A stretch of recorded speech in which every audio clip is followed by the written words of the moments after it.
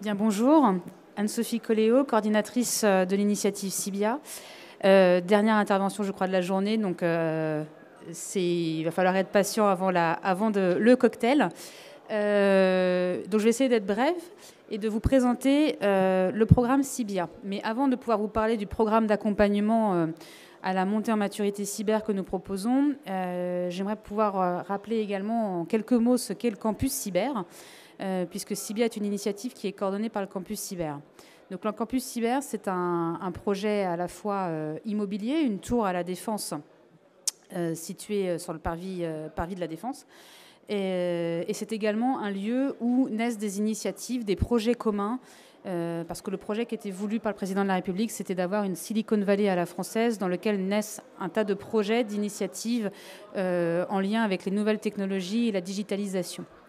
Donc en quelques mots, aujourd'hui, le campus, c'est plus de 1800 experts réunis au même endroit qui travaillent sur des sujets, bien sûr, du numérique, du digital, des nouvelles technologies. Et Cibia est l'une des initiatives qui est portée et coordonnée par le campus cyber. Et alors, qu'est-ce que c'est que Cibia ? Cibia, c'est un projet cofinancé par l'Union européenne et la région Île-de-France qui vise à assurer la montée en maturité cyber des TPE, PME, acteurs de l'économie sociale et solidaire et des collectivités territoriales du territoire francilien. Et alors pourquoi un tel projet et pourquoi est-ce qu'on met de l'argent public dans une telle mission ? Tout d'abord, un constat, c'est la cybersécurité en quelques mots, en un chiffre clé, si vous ne deviez en retenir qu'un aujourd'hui, c'est 120 000 €, l'impact financier d'une cyberattaque sur une PME. Donc en général, la première question que l'on pose à un bénéficiaire potentiel du programme Cibia, c'est de lui dire « Avez-vous 120 000 € de trésorerie disponible devant vous ?» pour pouvoir vous remettre à flot en cas de cyberattaque, comme si de rien n'était. Si la réponse est non, alors il convient que l'on se rencontre et que l'on voit ce que l'on peut faire ensemble pour assurer justement votre meilleure résilience à ce risque cyber. Donc, comme je le disais, Cibia, c'est un dispositif qui est cofinancé par l'Union européenne dans le cadre d'un nouveau programme qui s'appelle Digital Europe et la région Île-de-France via le fonds FEDER, qui va viser à renforcer la cybersécurité via un parcours complet qui va de la prise de connaissance de l'embarquement de l'entreprise jusqu'à l'implémentation de solutions dans son système d'information. Donc, projet piloté par le campus cyber avec le soutien de 10 partenaires stratégiques et qui offre un accompagnement qui est aujourd'hui sans reste à charge pour nos bénéficiaires du territoire francilien. Nos partenaires, il y a des partenaires publics, donc l'établissement public territorial Paris-Ouest La Défense, la métropole du Grand Paris, qui va permettre de proposer notre accompagnement que je vais vous présenter dans quelques minutes pour les collectivités de la métropole, la CCI de Région Île-de-France, une association, le Hub Francia, 2 établissements qui vont dispenser de la formation, donc EPITA et l'INRIA, des entreprises du secteur privé, des offreurs de solutions, Aerium, Alonia et Sequoia. Et donc tout cela fonctionne en consortium pour pouvoir proposer un programme d'accompagnement. Donc notre programme d'accompagnement, il n'est pas né d'une vision top-down sans aucun lien avec la réalité de terrain. Il est issu d'une vraie réflexion. Il a été designé et on a mis du temps à le concevoir à l'issue d'une mission PME qui avait été confiée au campus cyber par le secrétaire d'État Jean-Noël Barrot. Donc on a été interviewé un certain nombre de patrons de PME, de TPE, pour comprendre pourquoi est-ce qu'ils n'arrivaient pas à monter sur ce sujet de la cybersécurité, quels étaient les freins à leur cybersécurisation. Donc les réponses, elles sont multiples. Il y a, je pourrais pour vous en citer quelques-unes, le problème de combien ça va me coûter. Je n'ai pas forcément l'argent disponible pour ce sujet de la cyber parce qu'en général, c'est la même enveloppe que celle que j'attribue pour l'informatique, la vidéosurveillance, la téléphonie. Puis-je faire confiance à celui qui me diagnostique un problème et qui va également être le même qui me propose une solution? Est-ce qu'il n'y a pas un conflit d'intérêts et une certaine forme de chasse gardée et donc du coup de faire monter les enchères à prétendre qu'il y a un risque et un problème alors qu'en fait peut-être tout va bien? Et puis la cybersécurité, le risque cyber est un risque qui est impalpable, qui est éthéré, qui qui est non palpable, et par définition, on ne se rend compte réellement de la réalité et de son impact qu'une fois le problème survenu.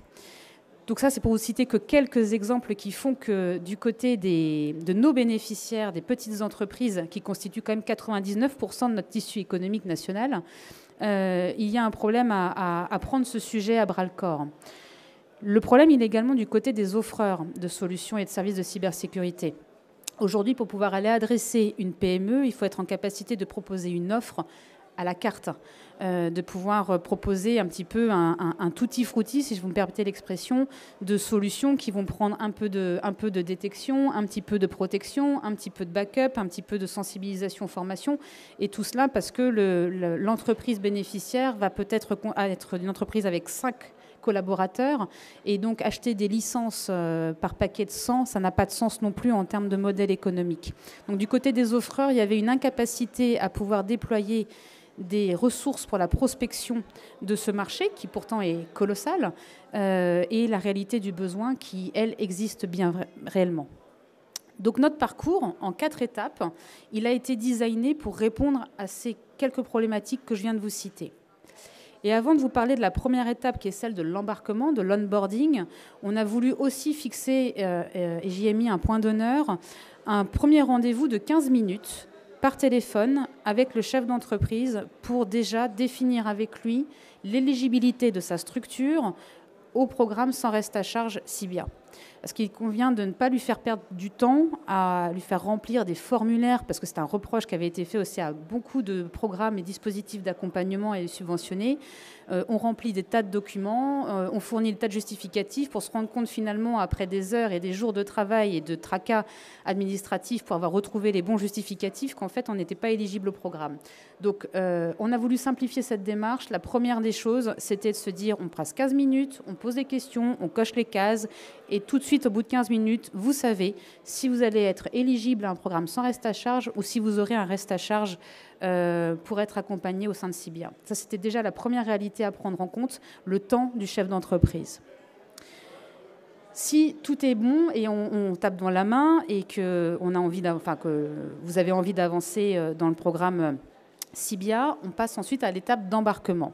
Donc l'étape d'embarquement, nous de notre côté, nous allons analyser de manière extérieure. Il n'y a plus d'écran. Votre entreprise, donc un scan de surface d'attaque externe. Donc il y a un vrai travail derrière d'analyse, et finalement on va mener un peu un travail comme si on était des attaquants.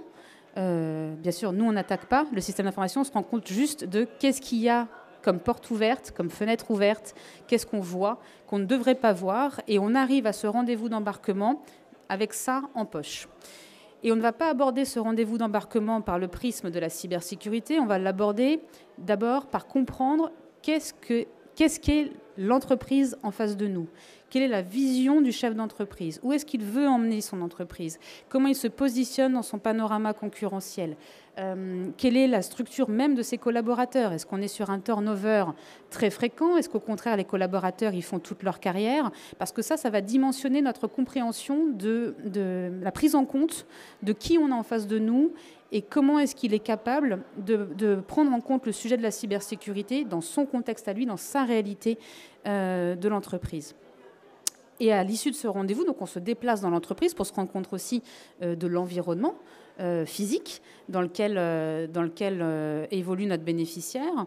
On va présenter ce que nous avons vu à travers tout notre travail externe comme porte ouverte, fenêtre ouverte. Et là, il s'agit de vulgariser le sujet de la cybersécurité, de montrer que finalement, ce n'est pas quelque chose de très complexe. C'est un peu comme Monsieur Jourdain qui fait de la prose sans le savoir. Quand on explique les choses, qu'on les vulgarise, finalement, ça a la portée de tout le monde de comprendre que, ah oui, ces informations-là, elles n'auraient pas dû être disponibles pour tout le monde, donc il convient qu'on fasse quelque chose et qu'on sécurise cette brèche-là. À l'issue de ce rendez-vous d'embarquement qui dure à peu près une demi-journée, on va proposer un diagnostic qui va être adapté au niveau de maturité et à la complexité du système d'information du bénéficiaire. Donc, pour faire simple, on a 3 packages de diagnostics différents, 3 parcours différents, bronze, argent, or, qui vont dépendre de cette maturité et cette complexité rencontrée. Donc, on suit une méthodologie qui est une méthodologie pour les moins matures, moins complexes. On va utiliser le référentiel Mon Aide Cyber, qui est un référentiel simplifié avec une priorisation de 6 actions à mettre en œuvre dans les 6 mois qui viennent et qui a été développé en intrapreneuriat de l'ANSSI, ou un diagnostic plus complet, plus poussé, qui est issu, lui, du France Relance et qui a été remanié pour être adapté pour un public de PME par l'ANSSI, la DGE et la BPI. Donc on utilise le même référentiel que ces acteurs étatiques. L'idée du diagnostic, c'est vraiment de faire un 360 degrés de l'environnement, du système d'information de l'entreprise, du niveau de sensibilisation des collaborateurs. Donc ça va juste d'un niveau simplifié, Mon Aide Cyber, jusqu'à un niveau plus complexe avec de la réalisation de bug bounty ou de pen test pour les plus complexes et les plus matures. À l'issue de ce diagnostic, on a un plan de restitution avec une priorisation des actions à mettre en œuvre. Ces actions, elles sont définies, bien évidemment, là aussi, je refais le lien avec mon rendez-vous d'embarquement. Si lors du rendez-vous d'embarquement, on sait que le chef d'entreprise ne peut allouer une enveloppe budgétaire que de 5 000 € à l'implémentation de solutions de cybersécurité, on ne va pas aller proposer un schéma et des préconisations à 20 000 €. Ça n'aurait pas de sens de proposer quelque chose qui ne puisse pas correspondre réellement à la réalité de l'entreprise. Donc on propose ce plan de restitution avec une priorisation des actions. En gros, qu'est-ce qui est le plus vital, urgent à mettre en œuvre et qu'est-ce qui correspond aussi à l'état des dépenses et des investissements que l'entreprise est en capacité de pouvoir réaliser pour ce faire. Et comme on a voulu aller plus loin que la simple recommandation de voilà, il faudrait déployer une solution de backup, de sauvegarde, on a au campus cyber initié une démarche d'AMI pour constituer un catalogue d'offres de services et de solutions de cybersécurité pour les PME. Et donc, ce sont ces solutions que nous proposons à nos bénéficiaires d'implémenter chez eux. Et donc, la dernière étape de notre parcours, l'étape qu'on appelle de pérennisation, est une étape où on cherche à articuler le dispositif Cybia avec d'autres dispositifs de financement qui permettraient de cofinancer ou de subventionner l'achat, l'investissement de solutions de cybersécurité. Donc les valeurs de Cybia, c'est bien sûr la confiance, c'est-à-dire que de bout en bout, vous allez avoir un expert qui est dédié à votre accompagnement. Vous n'allez pas changer d'interlocuteur tous les jours ou à chaque étape du programme. Il y a vraiment quelqu'un qui vous suit de bout en bout, qui vous connaît, qui vous a rencontré et qui vous accompagne dans votre montée en maturité. Et bien évidemment, c'est un expert, il est spécialisé, ce n'est pas un commercial, puisque nous ne gagnons aucun argent, je précise 0 € dans notre accompagnement. Nous sommes vraiment neutres, donc on est indépendamment. Il n'y a pas d'apport d'affaires ou de commission lorsque nous préconisons telle solution ou telle solution lors de la phase des préconisations techniques. Et puis également une proximité, puisqu'on est disponible à chaque étape du parcours. On n'est pas une centrale qui répond simplement de temps en temps. Il y a vraiment un service au quotidien, en heure ouvrée, cela va de soi, pour l'accompagnement, mais néanmoins un service personnalisé et dédié en proximité. Notre catalogue, je vous en ai parlé, de solutions et de services qu'on va publier très prochainement sur notre site internet, mais qui est en cours de finalisation dans sa publication. Il rassemble en 3 briques des solutions de sensibilisation et d'anticipation, de protection, mais également de ce qui va être détection et réaction. Donc on a bien couvert le champ de toutes les solutions techniques qui puissent exister. Je précise aussi que dans notre accompagnement sans reste à charge, les formations dispensées par nos partenaires INRIA et EPITA sont concernées par le sans reste à charge. Donc former vos collaborateurs à la cybersécurité, les sensibiliser. Aujourd'hui, en passant par le programme Cybia, c'est la garantie de pouvoir le faire gratuitement.